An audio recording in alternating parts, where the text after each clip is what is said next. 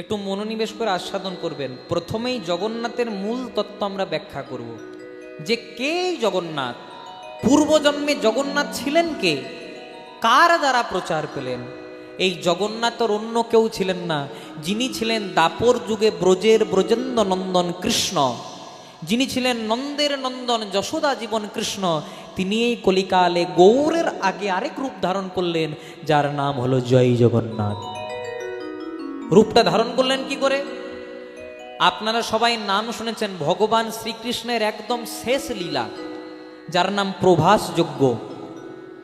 ভগবান শ্রীকৃষ্ণ বৃন্দাবনে লীলা করলেন 11 বছর, মথুরায় লীলা করলেন 11 বছর, আর দ্বারকায় লীলা করেছিলেন 103 বছর।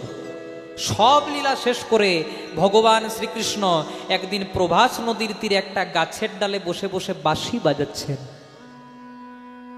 দূর থেকে একজন বেদ, শাস্ত্রে যার নাম পাওয়া যায়, যার নাম ছিল জরাবেদ, এই জরাবেদ ভগবানের রাতুল রাঙা চরণ দুটিকে পাখি মনে করলেন, বা কোনো কোনো শাস্ত্রে লেখা আছে হরিণী মনে করলেন।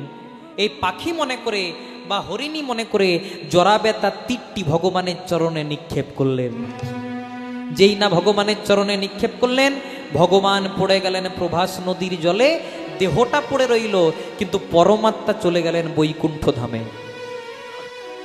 আর ভগবানের পেছন পেছন গেলেন কে না, যিনি ঝালে ঝোলে অম্বলে সব জায়গাতেই থাকেন। কি নাম মায়েরা? নারদ। এমন কোন গ্রাম নাই যেখানে এক দুটি, না না আপনাদের গ্রামের কথা বলবো না, বেকার একদিন কীর্তন করতে এসেছি, কেন আমার গাড়ি আটকাই, প্রেম সে বলি রাধে রাধে হরে কৃষ্ণ। এমন কোনো গ্রাম নাই, এমন কোনো জায়গা নাই, এমন কোনো প্লেস নাই যেখানে এক দুটি নারদ নাই। দেখবেন অনেকে বলে না আমি 7-এও নাই 5-এও নাই, তাদের কাছ থেকে 1 কিলোমিটার দূরে থাকবেন।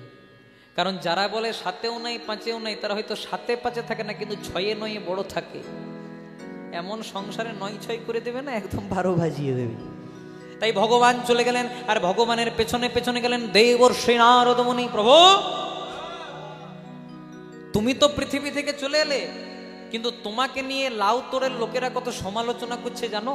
বলছে কেন, কি বলছে? সবাই বলা বলি করছে কালীয় দমন করলে তুমি, সবাই বলা বলি করছে বাঁ হাতের কড়ি আঙ্গুলে কনিষ্ঠ আঙ্গুলে গিরি গোবর্ধন উত্তোলন করলে তুমি, কংসবধ করলে তুমি, এত বড় বড় লীলা করলে, আর শেষে কিনা একটা সামান্য বেদ জরাবেদের হাতে মরে দিলে। এ তোমার কেমন বিচার? তোমাকে দেখে পৃথিবীর মানুষ কি শিখবে? তখন ভগবান বললেন, নারদ, পৃথিবীর মানুষ যা দেখছে তাই বলছে, কিন্তু আমি যার হাতে প্রাণটা ত্যাগ করেছি সে সামান্য কেউ নয়।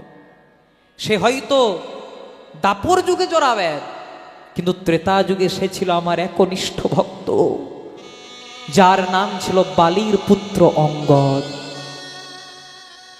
একদিন আমি সুগ্রীবের পক্ষ নিয়ে সীতাকে উদ্ধার করার জন্য গোপনে বালিকে হত্যা করেছিলাম। বালির পুত্র অঙ্গদ ছুটতে ছুটতে দৌড়াতে দৌড়াতে আমার চরণ দুটিকে জড়িয়ে ধরল। প্রভু,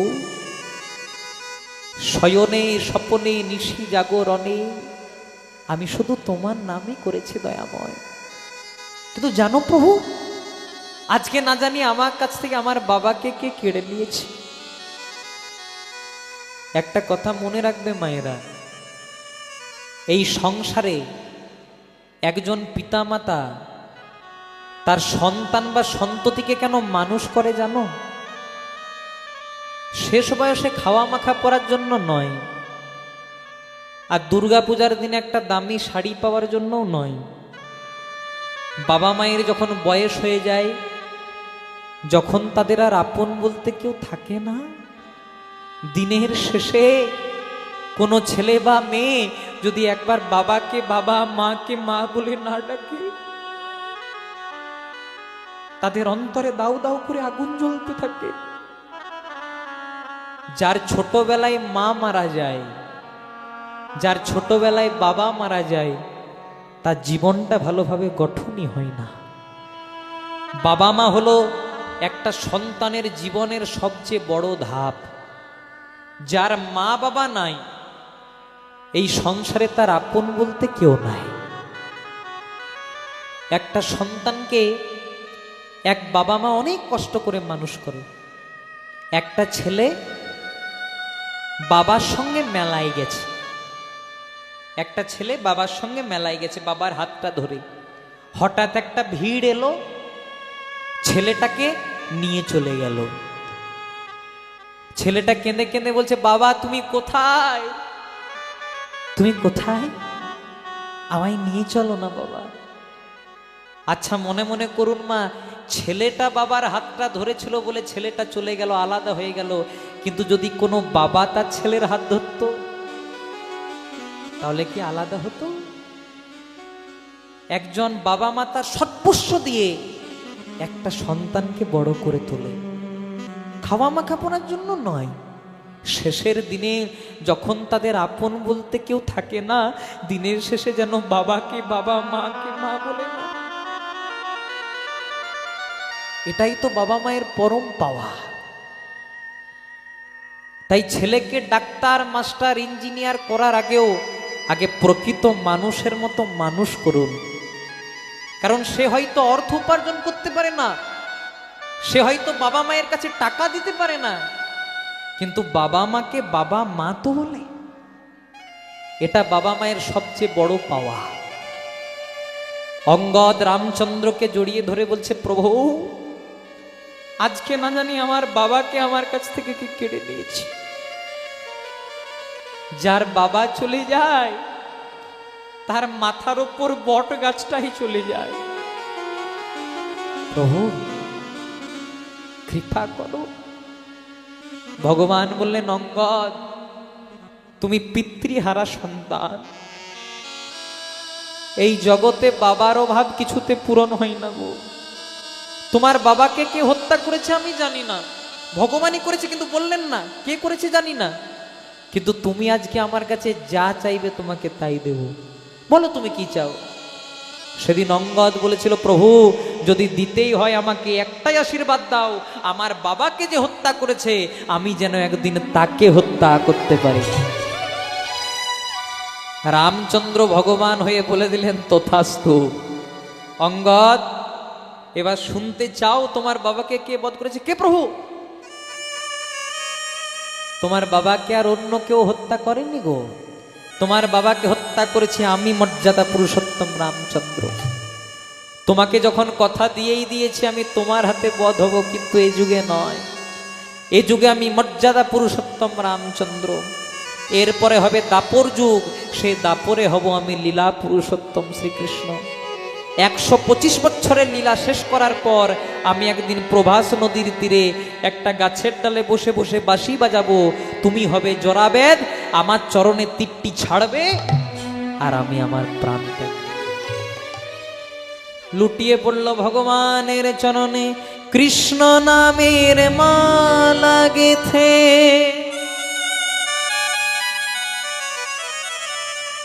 দিলাম তোমার গলে। এটা আমার ভাইয়ের অনুরোধ, ও এসে পরে আমাকে বলেছে এই গানটা গাইতে হবে, তাই সুযোগ পেয়ে গেলাম, একটু জায়গাতে পুশ করে দিলাম। কৃষ্ণ নামের মালা গেথে দিলাম তোমার গলে, এ সংসারে তুমি বিনা আমার বন্ধু কে আর আছে। কৃষ্ণ নামের মালা গেথে কৃপা করো দয়াময়, কৃপা করো, দিলাম তোমার গলে, এই সংসারে তুমি বিনা বন্ধু কে বা আছে। কৃষ্ণ নামের মালা গেথে দিলাম তোমার গলে, এ সংসারে তুমি বিনা বন্ধু কে আর আছে। কৃষ্ণ নামের মালা গেথে দিলাম তোমার গলে, এই সংসারে আপন বলতে বন্ধু কে বা আছে। ফোটাও বলে ফুটি দয়া, ঝরাও বলে ঝরে, হাসাও বলে হাসি দয়া, কাঁদাও বলে কাঁদ। ফোঁটা বলে ফুটি দয়া, ছড়া বলে ঝরি, হাসা বলে হাসি দয়া, কাঁদা বলে কাঁদি। ফোটাও বলে ফুটি দয়া, ঝরাও বলে ঝরি, হাসাও বলে হাসি দয়াল, কাঁদাও বলে কাঁদ।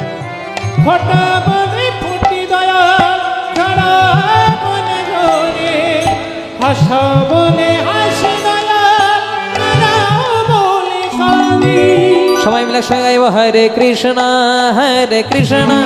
কৃষ্ণ কৃষ্ণ হরে হরে, হরে রাম রাম রাম হরে হরে। উলুধ্বনি নিতাই গৌর হরি।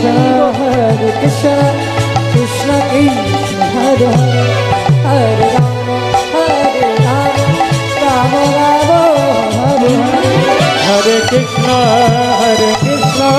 कृष्ण कृष्ण हरे हरे, हरे राम हरे हरे। बोलो राधे कृष्ण बोलो राधे कृष्ण, बोलो राधे कृष्ण बोलो राधे राधे। बोलो राधे कृष्ण बोलो राधे कृष्ण, बोलो राधे कृष्ण बोलो राधे राधे। बोलो राधे राधे राधे बोलो राधे राधे राधे, राधे राधे राधे बोलो राधे राधे। ओ राधे राधे राधे बोलो राधे राधे राधे, राधे राधे राधे बोलो राधे राधे राधे। बोलिए राधा रानी की। তাই এই যে বলে দিল, তোমাকে যখন কথা দিয়ে দিয়েছি আমি তোমার হাতে বধ হব, কিন্তু এই যুগে নয়। এই যুগে আমি মর্যাদা পুরুষোত্তম রামচন্দ্র, এর পরে হবে দাপর যুগ। সে দাপরে আমি হব কৃষ্ণ, তুমি হবে জরাবেদ। আমার চরণে তীরটি ছাড়বে, আমি মারা যাব। আচ্ছা, ভগবানের মুখে আগুন দিয়েছিলেন কে? আমাদের সংসারের নিয়ম আছে, বাবা মা মারা গেলে বংশের বড় ছেলেরা মুখে আগুন দেয়। তেমনি ভগবানকে মুখাগ্নি করেছিলেন তৃতীয় পাণ্ডব অর্জুন। কারণ গান্ধারী মহাভারতের যুদ্ধের পর অভিশাপ দিয়েছিলেন, কৃষ্ণ এই যে তোর জন্য আমার 100টা ছেলে মারা গেল, তোকেও অভিশাপ দিলাম, যেদিন তুই প্রাণ ত্যাগ করবি তোর মুখে আগুন দেওয়ার মতো তোর যদু বংশে কেউ বেঁচে রইবে না। তাই ভগবান এটা অর্জুনকে আগেই বলেছিলেন, অর্জুন তুমি আমার মুখাগ্নি করবে। দেখবেন মায়েরা, যখন আমাদেরকে শ্মশানে নিয়ে গিয়ে পুড়িয়ে দেয়, সব জায়গাটা সহজে পুড়ে গেল, একটা জায়গা পুড়তে চাই না, নাভিমূল। ভগবানের সর্ব জায়গা পুড়ে গেল, কিন্তু নাভিমূলটা পুড়ল না। নাভিমূলটা পড়ে গেল প্রভাস নদীর জলে।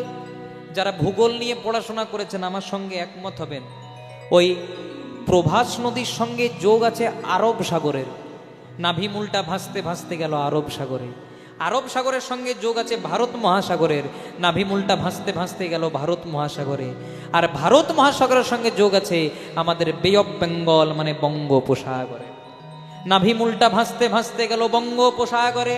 আর যতদিনে বঙ্গোপসাগরে গেল, ভগবানের নাভিমূলটা নাভিমূল রইল না, একটা কাষ্ঠে পরিণত হলো, যার নাম দারু ব্রহ্ম কাষ্ঠ। আর ততদিনে দাপর যুগ ছেড়ে কলিযুগও চলে এলো। ওই দারু ব্রহ্ম কাষ্ঠ দিয়ে পুরীর রাজা, ধার্মিক রাজা, যার নাম ছিল ইন্দ্রদ্যুম্ন, তিনি প্রতিষ্ঠা করবেন জগন্নাথ দেবের শ্রীবিগ্রহ। এতক্ষণ আমরা ছিলাম এই দিকে। আচ্ছা মায়েরা, তোমরা রথ দেখেছো? রথের মধ্যে কজনা থাকে? 3 জন। কে কে? সুভদ্রা, ডান দিকে দাদা বলরাম, আর বাঁ দিকে জগন্নাথ।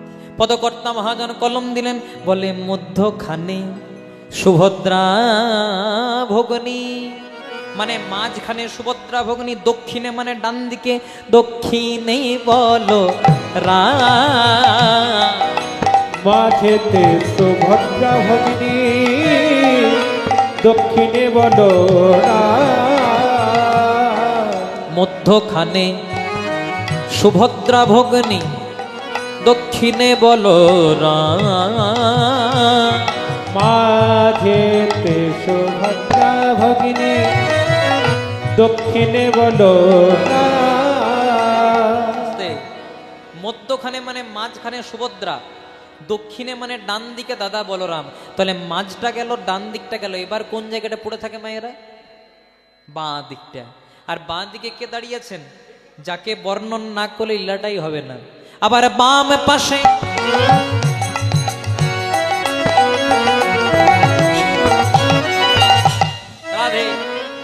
আবার বাম পাশে দাঁড়াইয়ে আছে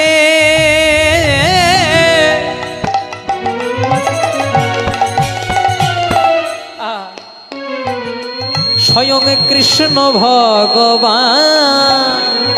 ওই না বাম পাশে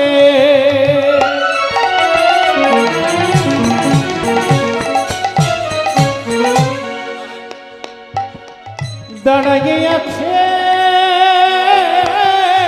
কৃষ্ণ ভগবান। আপনার মাইক ফার্স্ট ক্লাস চলছে, আর হাত দেবেন না, কারণ সবজিতে মশলা দিলে পেটটাও খারাপ, সবজিও নষ্ট। জয় রাধে। অনেক কষ্ট করে রান্নাটা করছি, জয় রাধে। করতে একটু সময় দেন। আর উনি খুব সুন্দর মাইক চালাচ্ছেন, দেখুন দেখতেও কত সুন্দর। জয় রাধে। আমি সামনাসামনি যদি আসি ওনাকেই নিয়ে যাবেন। আর ওনার মাইক সবচেয়ে ভালো চলছে কেন বলুন তো? কারণ একদিকে মাইকও চালাচ্ছে, অন্যদিকে কীর্তনও শুনছে, তাহলে মাইক তো এমনিতেই ও মাইক হয়ে যাবে। জয় রাধে। আরেকটা জিনিস বলি, যিনি পুজো করেন, খুব মন দিয়ে শুনবেন, যিনি পুজো করেন, পুজো করে তার যত না মঙ্গল হয়, যিনি পুজোর জন্য নিয়মিত ভগবানের মালা গেঁথে দেন, মন্দিরটাকে পরিষ্কার করেন, মন্ত্রোচ্চারণ করে পুজো করলে তার যত না মঙ্গল হয়, এই কাজগুলো করে দিলে তার চেয়ে দ্বিগুণ মঙ্গল হয়। কথাটা কেন বললাম? কিছুক্ষণের জন্য আপনাদের হরিবাসরে আমি হরি নামের পূজারী, কিন্তু যাদের ঐকান্তিক প্রচেষ্টায়, যাদের আনুকূল্যে, যাদের দানে প্রতিদানে আজকের এই মহতি হরিবাসর, তারা অক্লান্ত পরিশ্রম করে কমিটি দাদা ভাইয়েরা আমাকেও আহ্বান করেছেন, আমিও এসেছি, এতগুলো টাকা নিয়ে বাড়ি চলে যাব। জয় রাধে। শুধু আপনাদের জন্য আজকে হরিবাসরের আয়োজন, তাই কমিটির কাছ থেকে ভিক্ষার পাত্র আপনাদের কাছে চলে যাবে। যার যতটুকু সামর্থ্য দান করবেন, আর দয়া করে একটু গান্ধীজির ফটোটা দেখানোর চেষ্টা করবেন, মানে যেটা বললাম একটু মন দিয়ে আস্বাদন করবেন। জয় রাধে। হরে কৃষ্ণ। আবার বাম পাশে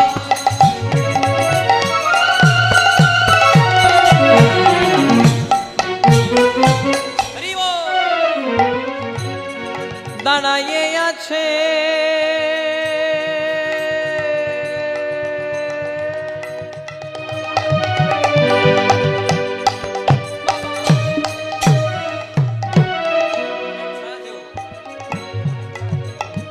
স্বয়ং কৃষ্ণ ভগবান। আবার বাম পাশে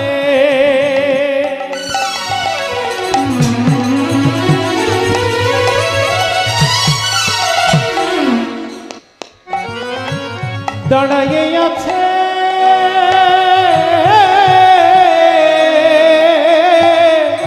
কৃষ্ণ ভগবান। বলে জগন্নাথের জয় দাও গো, জগন্নাথে জয় দাও গো, জগন্নাথে জয় দাও গো, তোমরা জগন্নাথের জয় দাও গো, তোমরা সুভদ্রা ভগ্নীর জয় দাও গো, জগন্নাথের জয় দাও গো, তোমরা বলভদ্রের জয় দাও গো। জগন্নাথে জয় দাও গো। একবার হরি হরি হরি বল। দেবানন্দে বাহু তোলে, হরি হরি হরি বলে, দেবানন্দে বাহু তোলে, তোমরা জগন্নাথের জয় দাও গো। মধ্যখানে সুভদ্রা ভগ্নী, দক্ষিণে বলরাম, বাম পাশে দাঁড়াইয়ে আছে স্বয়ং কৃষ্ণ ভগবান। ব্রজের ব্রজেন্দ্রনন্দন যে শচীসুত হলো, সে বলরাম হইল নিতাই।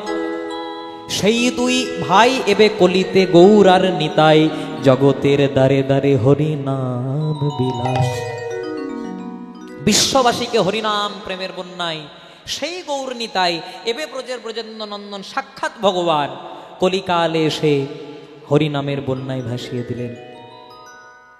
ধন্য কলিযুগ, ধন্য যে যুগ অবতীর্ণ শ্রীকৃষ্ণ চৈতন্য। প্রণমঃ কলিযুগ সর্বযুগ সার, হরিনাম সংকীর্তন যাহাতে প্রচার। কৃষ্ণদাস কবিরাজ গোস্বামী বিরচিত চৈতন্য চরিতামৃত গ্রন্থ, সেই চৈতন্য চরিতামৃত গ্রন্থে কৃষ্ণদাস কবিরাজ গোস্বামী এক পাশে দাঁড়িয়ে কলম দিলেন, এই যে কৃষ্ণ নাম, এই যে হরিনাম যদি গৌর নিতাই না আসতো, তাহলে কোনোদিনও বিশ্বের মাঝে হরিনাম প্রচার পেত না। আর সেই গৌরকে আমরা অনেকে ভগবান মানি না। সাক্ষাৎ যুগল ব্রজে যিনি ভগবান শ্রীকৃষ্ণ, সেই রাধা কৃষ্ণ দুয়ে মিলে কলিতে চৈতন্য মহাপ্রভু। আর এই যে ব্রজের বলরাম, তিনি আপনাদের বীরভূম জেলাতে নেমে এলেন। এক চক্রাধাম বীরচন্দ্রপুর, হাড়াই পণ্ডিতের গৃহ আলো করে মাঘ মাস, এই যে মাঘ মাস, আজকে মাঘ মাসের 4 তারিখ, এই মাঘ মাসে হাড়াই পণ্ডিতের কোল আলো করে আপনাদের বীরভূম জেলাতে নেমে এলেন। আর অন্য কেউ নয়, যিনি সাক্ষাৎ ব্রজের বলরাম, তিনিই হলেন কলিকালে হাড়াই পণ্ডিতের পুত্র কুবের। আর এই কুবের পরবর্তী ক্ষেত্রে হলেন আমার নিত্যানন্দ রাম। জয় রাধে। এগুলো আমাদেরকে জানতে হবে। আপনারা বীরভূম জেলার মানুষ, এই বীরভূম জেলাতে অনেক পদকর্তার জন্ম, বিভিন্ন পদকর্তার। এই যে জয়দেব গোস্বামীর কথা বলছি, ইনি বাংলা সাহিত্যের সর্বশ্রেষ্ঠ পদকর্তা। তিনি যদি না আসতেন, আমাদের বাংলা সাহিত্যের পদাবলী অধরা পড়ে যেত। আর সেই পদাবলীকে অনুসরণ করে আমরা পদাবলী গাই। যেমন বাংলাতে আমাদের জ্ঞানদাস, নরোত্তম দাস ঠাকুর, তেমনি জয়দেব গোস্বামী বিরচিত গীত গোবিন্দের মাধ্যমে আমরা অনেক কিছু জয়দেব গোস্বামীর কথা শুনতে পাইনি। তাই গৌর প্রেমানন্দে হরি বল। তাই জয় জয় জগন্নাথ মিশ্র নন্দন, ত্রিভুবন করেন যার চরণ বন্দন। আপন ইচ্ছাই প্রভু নীলাচলে আইলা, কলিকালে জগন্নাথ হয়ে প্রচার পাইলা।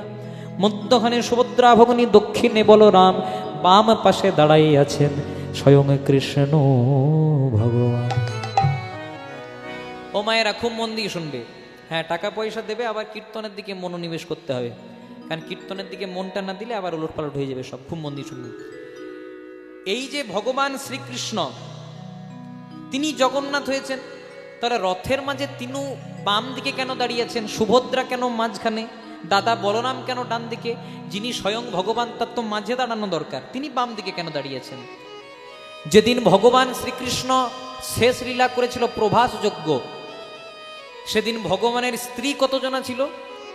16,108 জন। জয় রাধে।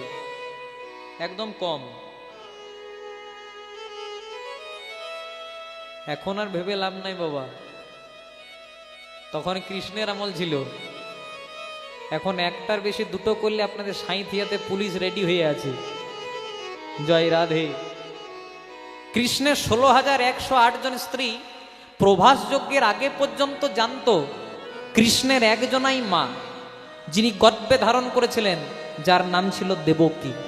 কিন্তু যেদিন প্রভাস যজ্ঞ হলো, সেদিন প্রমাণ হয়ে গেল কৃষ্ণের আসল মা দেবকী নয়, কৃষ্ণের আসল মা হলো যশোদা। যে যশোদা বৃন্দাবনে কৃষ্ণকে 11 বছর লালন পালন করেছিল। তাই প্রভাস যজ্ঞ যেই না শেষ হয়ে গেল, আস্তে আস্তে বাজাবে, প্রভাস যজ্ঞ যেই না শেষ হয়ে গেল, এবার মা যশোদা বাড়ি যাবে, সেই সময় কৃষ্ণের স্ত্রীরা হাতটা ধরেছে। মা, তুমি জানো না, আমরা এতদিন জানতাম যে আমাদের স্বামীর মা দেবকী, কিন্তু আজকে জানতে পেরেছি তুমি আসল মা। তাহলে কয়েকদিন থেকে যাও, একটু সেবা করার সুযোগ দিয়ে দাও। যশোদা মনে মনে চিন্তা করছে, এখনকার দিনে যদি শাশুড়িদের কপাল ভালো হয় তবে বৌমাদের হাতে সেবা পাই। তাই যখন এত সুন্দর অফার দিচ্ছে, সুযোগ দিচ্ছে, হারাবো না। আমি কেন একাই থাকি? সঙ্গে রোহিণীকেও রাখলেন আর সুভদ্রাকেও রাখলেন। এহেন একদিন কৃষ্ণ বলরাম গেছে একটা ধর্মসভাতে যোগ দিতে। এখন যেমন পার্টির মিটিং মিছিল হয়, তখন মিটিং মিছিল ছিল না, তখন ধর্মসভা ছিল। ধর্মসভাতে যোগ দিতে গেছে, আর কৃষ্ণের স্ত্রীরা কৃষ্ণের মায়ের হাতটাকে ধরেছে। মা বলছে, কি হয়েছে? তুমি জানো না, নতুন বৌমাদের মুখ দেখলে কিছু দিতে হয়। বলছো এই জন্য আটকে ছিলি? বলছে না না, কি দিতে হবে বল, আমিও রাজরানী। কি চাস? সোনা চাস? রাজ অলঙ্কার চাস? বলছে না, সেসব নেব না। তাহলে কি নিবি? আমাদের স্বামী কৃষ্ণ বৃন্দাবনে যে যে লীলা করেছিল, সেই লীলাগুলি আমাদেরকে কৃপা করে বর্ণন করো। তখন মা যশোদা বলছে, ছিচি ছিচি ছি, সেসব বলা যায় নাকি? কৃষ্ণ আমার কখন ব্রজগোপীদের বস্ত্র ধরে টানাটানি করেছে, না ব্রজের ঘরে ঘরে মাখন চুরি করেছে, ননি চুরি করেছে, সেসব বলতে পারবো না। তখন কৃষ্ণের স্ত্রীরা বলছে, হ্যাঁ গো মা, অর্ধেক তো বলেই দিলে, আর অর্ধেক বলতে কি আছে? ঠিক আছে, বলবো একটা শর্তে, আমার কৃষ্ণ বলরাম যেন না জানতে পারে। তাই সবাই মিলে গোল করে বসেছে। এবার মা বর্ণন করছে, আর সুভদ্রাকে দিয়েছে দরজা পাহারা দিতে। কৃষ্ণ বলরাম যদি আসে, আমাকে আগের থেকে বলে দিবি, আমি গল্প বলা বন্ধ করে দেব। এবার মা যশোদা বর্ণন করছে, 6 বছর বয়সে আমার কৃষ্ণ কালীয় দমন করেছিল। 7 বছর বয়সে বাম হাতের কনিষ্ঠ আঙ্গুলে গিরি গোবর্ধন উত্তোলন করেছিল। এবার যেই না বলে দিয়েছে 8 বছর বয়সে করেছিল রাসলীলা। ভগবান মনে মনে চিন্তা করলেন, মা আমার মাধুর্য তত্ত্ব ঐশ্বর্যের মাটিতে বর্ণন করছে, ওরা শুনতে পারবে না, তাই কৃষ্ণ বলরাম ছুটতে ছুটতে দৌড়াতে দৌড়াতে আজকে মায়ের কাছে আসছে। প্রথমে দরজা পাহারা কে দিচ্ছিল? সুভদ্রা। সুভদ্রা যেই না বলতে যাবে মার বলো না, প্রথমেই চতুর শিরোমণি গোবিন্দ এসে সুভদ্রার মুখখানা চেপে ধরেছে। এবার যেই না চেপে ধরেছে বলছে তুই একাই শুনবি, আমরা 3 জনেই শুনবো, 3 জনে শুনবো, আমরা 3 জনেই শুনবো। আমরা 3 জনায় শুনবো। বলে একাই তুই শুনবি কেন? 3 জনাই শুনবো, বলে একাই তুই শুনবি কেন? 3 জনায় শুনবো। এমন ভাবে মাধুর্য তত্ত্ব বর্ণন হলো যেটা তারা সহ্য করতে পারলেন না। ভগবান ছিলেন বাম দিকে, সুভদ্রা ছিল মাঝখানে, ডান দিকে ছিলেন দাদা বলরাম। দেখতে দেখতে ভগবানের দেহটা সংকুচিত হতে লাগলো, কুম্ভকৃতি হয়ে গেল, চোখ দুটো বড় বড় হয়ে গেল, হাত পা রইল না। আর সেই রূপটাই দর্শন করলেন দেবর্ষি নারদ মুনি। প্রভু, এ তোমার কেমন রূপ? বলে এও আমার একটা রূপ। এ রূপে কি তুমি প্রচার পাবে? না, পাবো। এ রূপে প্রচার পাবে কবে? এ রূপটা আমার কলিকালে প্রচার হবে পুরী ধামের মাটিতে, আর এই রূপটার নাম হবে জয় জগন্নাথ নিতাই গৌর হরি হরি। হরিব। কার দ্বারা প্রচার পাবে? এই যে মনে করুন আপনাদের সাঁইথি আর ভক্তরা আমাকে ডেকেছেন তবে আমি আপনাদের কাছে এসেছি, তেমনি ভগবানকে কে ডাকবেন? বলছে ভগবানকে কে ডাকবে জানো? জাতিতে যে ব্রাহ্মণ, কর্মে যে বৈষ্ণব, যাহারে দেখিলে মুখে আইসে কৃষ্ণ নাম, জানিবে সেই হলো বৈষ্ণব প্রধান। কি নাম? বলে রাজার কি নাম জানো? পুরাকালে ছিলেন রাজা রাজা রাজা রাজা রাজা।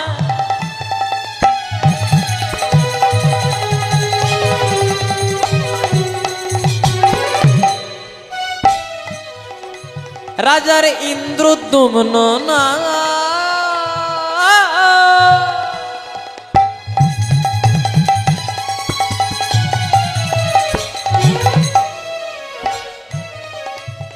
ধর্মে কর্মে,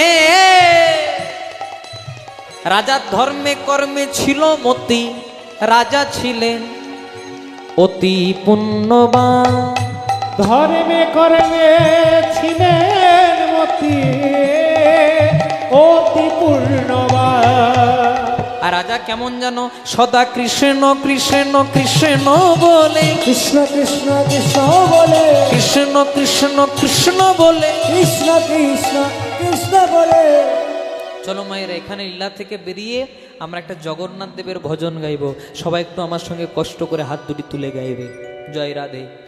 যারা যারা ঢাকার ভেতরে হাতগুলো নিয়ে আছেন, কৃপা করে একটু হাত দুটিকে যদি বার করেন আমি খুবই উপকৃত হব, চিরঋণী হব। জয় রাধে। তাই একটু, এত তো ঠান্ডা পড়েনি, ঠান্ডা তো চলে গেছে আস্তে আস্তে। সবাই মিলে একসঙ্গে হাত দুটি তুলে গাইব। যাদের যাদের হাত আছে তারাই তুলবেন, যাদের হাত নাই তোলার দরকার নাই। জয় রাধে। আয় দেখুন এবার সবার বেরিয়ে গেছে। সবাই মিলে গাইব, মতে করি দে রে নন্দলালা, পুরী ধামের কে দরবালা। মতে করি দে, মতে করি দে, মতে করি দে রে নন্দলালা, নীলাচলের কে দড়বালা। মতে করি দে রে নন্দলালা, নীলাচলের কে দরবালা। ও মত করি দে, ও মত করি দে, মত করি দে রে নন্দলালা, নীলাচল কেন্দ্র বালা। জয় জগন্নাথ, জয় জগন্নাথ, জয় জগন্নাথ বলো জয় জগন্নাথ।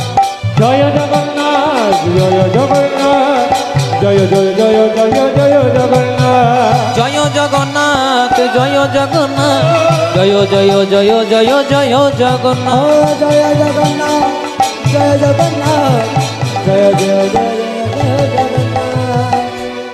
আগে আমাদের একটা পুরী ধামে জগন্নাথ মন্দির ছিল, এখন আরেকটা হয়েছে। জয় রাধে। খুব মন দিয়ে সময় না, ওর কাজও করছে, আমার কাজ আমি করছি।